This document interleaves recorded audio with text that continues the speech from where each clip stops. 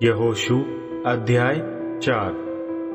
जब सब इजरायली वंशज यरदन नदी के पार हो गए, तब यहोवा ने यहोशू से कहा, हर गोत्र से एक एक व्यक्ति करके 12 व्यक्ति अलग करो और उनसे कहो, यरदन से 12 पत्थर उस स्थान से उठाओ जहां पुरोहित खड़े थे। इन पत्थरों को अपने साथ ले जाओ और उन्हें उस स्थान पर रख देना जहां तुम आज रात ठहरोगे। तब यहोशू ने इजराइल के हर गोत्र से एक एक व्यक्ति चुने और ऐसे 12 व्यक्तियों को अलग किया और उनसे कहा, तुम्हारे परमेश्वर यहोवा की वाचा के संदूक के आगे यरदन के बीच में जाकर इजराइल के गोत्रों की गिनती के अनुसार एक एक पत्थर अपने कंधे पर रखें। यह तुम्हारे लिए यादगार होगा। जब तुम्हारे बच्चे इन पत्थरों के बारे में पूछे, तब तुम उन्हें बताना, यहोवा की वाचा के संदूक के सामने यरदन का जल बहना रुक गया था, और जब इसे यरदन के पार ले जाया जा रहा था, तब यरदन का जल 2 भाग हो गया था। तो ये पत्थर हमेशा के लिए यादगार बन जाएंगे। इजराइल वंशजों ने वही किया जैसा यहोशू ने उनसे कहा था।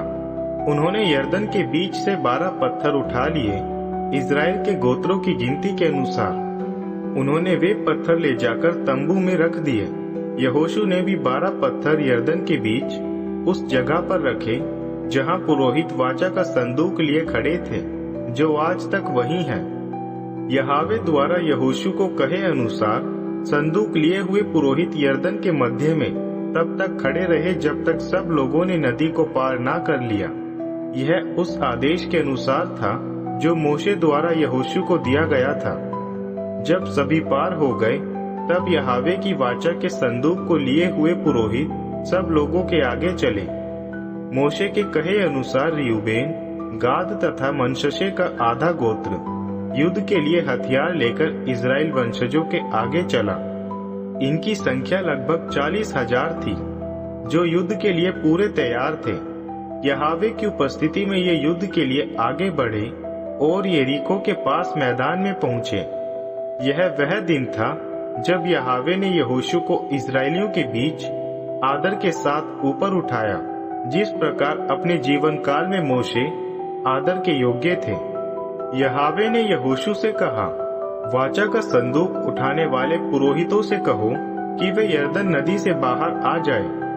तब यहोशू ने पुरोहितों से कहा, यरदन से बाहर आ जाए। उस समय ऐसा हुआ कि जैसे ही यहोवा की वाचा का संदूक लिए पुरोहित यरदन से बाहर आए तथा उनके पांव सूखी भूमि पर पड़े, यरदन नदी फिर से पहले जैसी बहने लगी। यह पहले महीने का 10वां दिन था, जब लोग यरदन नदी पार कर निकल आए और गिलगाल में यरीको के पूर्व में अपने पड़ाव डाल दिए। यरदन में से उठाए गए वे 12 पत्थर यहोशू ने गिलगाल में खड़े कर दिए।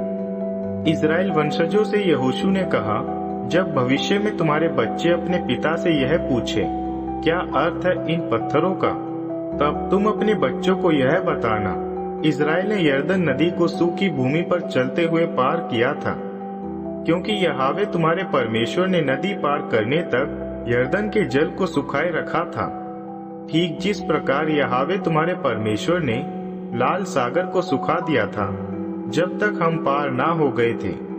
पृथ्वी के सभी मनुष्यों को यह मालूम हो जाए कि यहोवा का हाथ कितना महान है, ताकि यहोवा तुम्हारे परमेश्वर के प्रति तुम्हारे मन में आदर और भय हो।